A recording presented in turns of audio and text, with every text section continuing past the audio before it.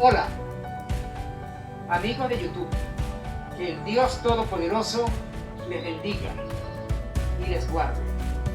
Les habla su amigo de siempre, José Luis Molina Guerrero, el Centinela Comunitario, desde el Vigía, Estado Mérida, Venezuela, para el resto del mundo. Hoy, si el Creador lo permite, estaremos hablando sobre el COVID-19, el flagelo que está diezmando gran parte de la población a nivel mundial. Me es grato, es un privilegio para mí contar con la presencia de dos personalidades, con dos profesionales de la salud, digamos que versados en la materia que vamos a tratar. Me refiero a la licenciada Jessica Segovia y al licenciado José Rosales, intensivista, con 35 años de experiencia en el área de salud, y la licenciada Jessica Segovia, con una muy dilatada experiencia en materia de nutrición. Vamos a iniciar con la licenciada Segovia para que se presente, con el saludo respectivo. Luego estaremos iniciando el diálogo con el licenciado José Rosales. Vamos a alternar las preguntas y la conversación. Vamos a interactuar. Buenas tardes o bienvenida, licenciada Segovia, a nuestro canal de YouTube. Muy buenas tardes a todos los amigos oyentes y televidentes de YouTube. Estamos aquí de nuevo, grata la visita del Centinela Comunitario, porque siempre está pendiente de todas las cosas más importantes que aquejan y que le atañen a la población. Mi nombre es Jessica Segovia, licenciada en Nutrición y Dietética con posgrado en Salud Pública y Crecimiento y Desarrollo Infantil. Y vamos a hablar un poco sobre algunas medidas preventivas en cuanto a alimentación de este flagelo que se llama COVID-19. Bien, vamos entonces a dar la oportunidad para que el licenciado José Rosales dé su saludo y nos dé, digamos, una breboca respecto a este tema tan importantísimo que estaremos tratando en el día de hoy. Buenas tardes, queridos amigos, querida gente de la web, sobre todo saludos para todos los cibernautas que a esta hora se disponen a revisar información acerca del COVID-19 o enfermedad de una pandemia mundial que azota y que se le conoce con el nombre de coronavirus. ¿Por qué es coronavirus? Porque tiene la forma de una corona o halo, y específicamente ya este último coronavirus del cual estamos o estaremos hablando, disertando un poquito en la tarde de hoy, se debe a que es un virus altamente agresivo, mutante, es decir, cambia frecuentemente, y por eso la mayoría de la ciencia no encuentra cómo contrarrestar o cómo frenar este flagelo. ¿A qué se debe el coronavirus? Bueno, simplemente hay una formación a nivel de coágulos que se producen a nivel alveolar, es decir, en los pulmones. Cuando ya el paciente ingresa a la unidad de terapia intensiva, es sumamente complicado manejar estos pacientes, ni a altos PIC, ni siquiera a ventilaciones de alta frecuencia y bajo flujo. No se trata de eso, se trata de una complicación muy grave, muy severa, que casi no responde a ninguna medida. Incluso se está trabajando con heparina de bajo peso molecular para poder medio contrarrestar los trombos que se producen y las complicaciones que produce este virus afectando diferentes órganos como es corazón, pulmón, riñón, hígado, cerebro, páncreas. Es decir, este virus es un virus agresivo que aparte de invadir el pulmón se encarga de invadir el resto del cuerpo. Licenciado,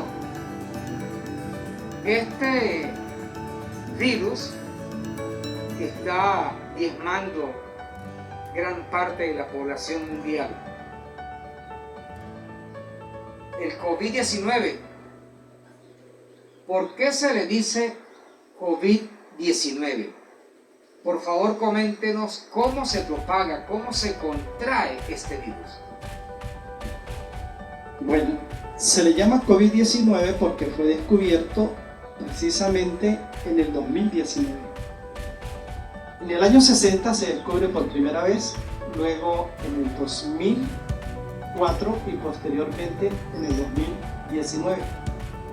Es decir, han habido 3 brotes, 3 cepas, y prácticamente tenemos una cuarta, porque en este 2021, que pasamos el año 2020, y en el 2021 aparece un coronavirus más violento, más fuerte.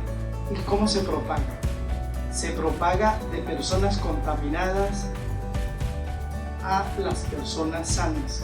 Es increíble lo que está ocurriendo, porque el virus no está en los pasamanos, no está en los asientos de los autobuses, no está en ningún sitio como lo hacen o lo quieren hacer ver otras personas. ¿Por qué se toma la medida preventiva del tapabocas? Porque precisamente lo que ocurre es que el virus se aloja en la garganta. Él ubica las fosas nasales y la parte posterior de la garganta, y ahí se incuba por unas horas o días y posteriormente hace invasión al resto del cuerpo, incluyendo como medida agresiva el pulmón, produciendo dificultad respiratoria o lo que nosotros llamamos distrés respiratorio. Es decir, al paciente hay que intubarlo para poderlo manejar desde el punto de vista ventilatorio o del mecanismo de los pulmones, para que la persona pueda respirar. Yo quisiera hacer sencilla esta exposición para que usted, amigo oyente, que no entiende nada de fisiología respiratoria, pueda entender que el no poder respirar o falta de aire se conoce también como disnea o dificultad para respirar, que el virus lo produce. Se transmite de personas contaminadas a personas sanas. Es decir, si yo tengo un paciente contaminado, debo tomar las medidas preventivas, primero para no contaminarme como personal de salud y segundo para no llevar ese virus a las casas. Porque cada vez que trabajamos dentro de la unidad de terapia intensiva o un área del hospital, debemos llegar a la casa y sin hablar con nadie, sin comunicarnos con nadie, entrar directamente al baño, quitarnos la ropa y hacernos un baño completo utilizando jabón jabón bactericida y cualquier tipo de germicidas para poder tratar de controlar este virus. No es una bacteria, no responde a los antibióticos porque no es una bacteria. Por lo tanto, se debe tratar como un virus y simplemente con antivirales o antipiréticos, que son los únicos que pueden contrarrestar este tipo de virus. Licenciado, he escuchado de muchas personas decir que se contaminaron con este virus, se aislaron en su casa de habitación, buscaron un profesional de la medicina, les aplicaron el debido tratamiento, hicieron vaporizaciones, tomaron tés calientes y según estas personas les bastó para recuperar la salud. ¿Qué nos puede decir sobre esto, por favor? Eso es muy importante porque resulta que el virus se transmite por vía respiratoria. Es decir, hablar muy cerca sobre las personas o que la persona contaminada hable muy cerca nuestro, porque vamos a estar seguros que es el contaminado el que contamina a la persona normal, al sano. No es el sano el que va a contaminar al otro. Ya el que está contaminado, está contaminado. El que está sano es el que tiene que prevenir ¿qué cosa? Uno, mantener el distanciamiento social, es decir, hablar a más o menos de 1 metro de distancia.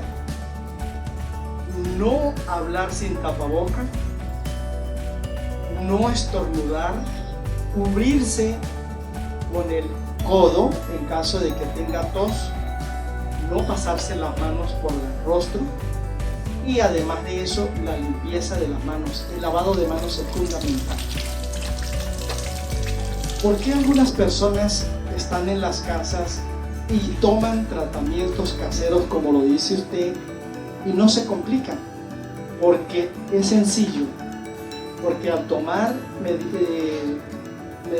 sustancias caseras que controlan el virus, como en el caso del jengibre con la miel de abeja y el limón, usted hace té, un trozo de jengibre, miel de abeja un poquito y el zumo del limón, lo tomas como té varias veces al día, va a contrarrestar que el virus no se disemine por el cuerpo. Eso hay que hacerlo en los primeros síntomas del resfriado común, porque el virus se manifiesta como un resfriado común, que es lo peligroso de este virus. ¿Por qué digo peligroso? Porque llega disfrazadito, calladito la boca, es muy sigiloso, entra como una gripe normalita y cuando usted viene a ver es coronavirus.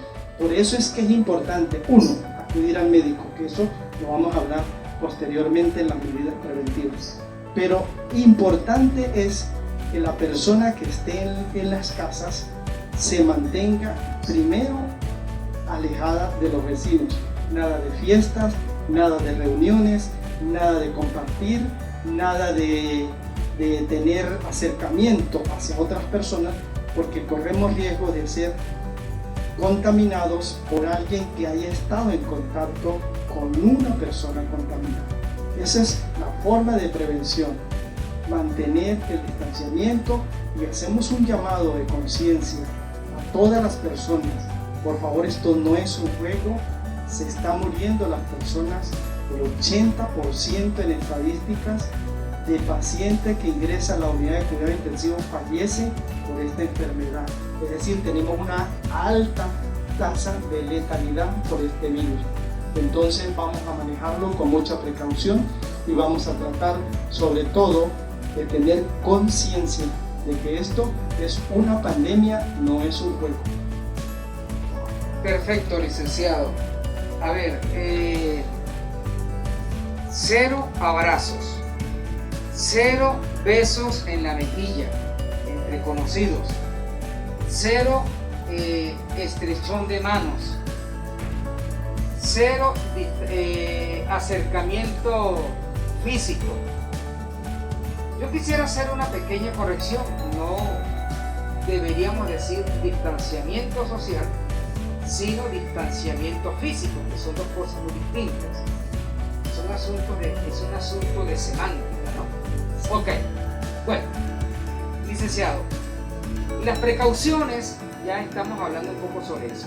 A nivel del lavado de las manos, por favor explíquenos sobre eso, es importantísimo que se hable porque, bueno, de repente muchas personas desconocen, llegan y se aplican un poquitico de agua, 2-3 segundos y ya está. Quisiera hablar primero de los síntomas. ¿Qué es lo que presenta un paciente con coronavirus? Número 1, tos. 2, fiebre. 3, dolor de garganta y de cabeza, que conocemos nosotros como cefalea. Dificultad para respirar y principalmente afecta a las personas inmunosuprimidas. Me decía que ¿por qué hablamos de la pregunta que me hiciste? Sí, licenciado, me gustaría que habláramos sobre el lavado de las manos, por favor. ¿Qué importancia tiene el lavado de manos? 100%, porque cuando nosotros mantenemos las manos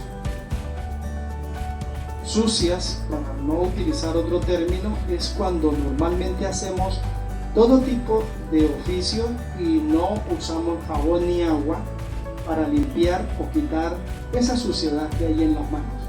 Para hablar de desinfección tendríamos que utilizar jabones germicidas y bactericidas. Actualmente pues no contamos con esos jabones porque son de un costo muy elevado y se cuenta con jabón artesanal, jabón casero, que también vienen a paliar un poco la situación de prevención en el lavado de las manos. El lavado de las manos debe hacerse mínimo por 5 minutos, lavarse las manos mínimo por 5 minutos, o sea que tenemos que tener suficiente jabón y agua para hacer un buen lavado de manos, de manera que las manos queden suficientemente limpias, no desinfectadas, sino limpias. Al tener las manos limpias prevenimos sobre todo que todo lo que toquemos llevemos ese virus, porque el virus, ya le digo, no está en los tubos de los pasamanos de los autobuses, no está en las manillas de las puertas, no, él está es en la garganta, alojado ahí. Y como él está alojado ahí, simplemente hay que tratarlo ya como un virus como tal que es, y los especialistas son los que tienen la última palabra para manejar este tipo de paciente. A ver, licenciado, surge una pregunta. Si el virus no está en los pasamanos, no está en la puerta, no está en los asientos, entonces ¿por qué es tan importante lavarnos las manos durante 5 minutos? Sobre todo cuando se está con un paciente contaminado. Ahí es donde vale la pena recalcar que es el personal de salud el que está en contacto con los pacientes contaminados, el que debe prevenir más la diseminación del virus. Es decir, ¿por qué el virus sale a la calle? Es porque no usamos las medidas preventivas al salir del hospital o al salir de la clínica. Lo ideal sería utilizar un uniforme para llegar al hospital, cambiarse ese uniforme realizándose un lavado de manos quirúrgico, entrar, tratar a los pacientes, regresar haciéndose otro lavado de manos quirúrgico y llegar a la casa cambiándose de ropa y haciéndose un baño general.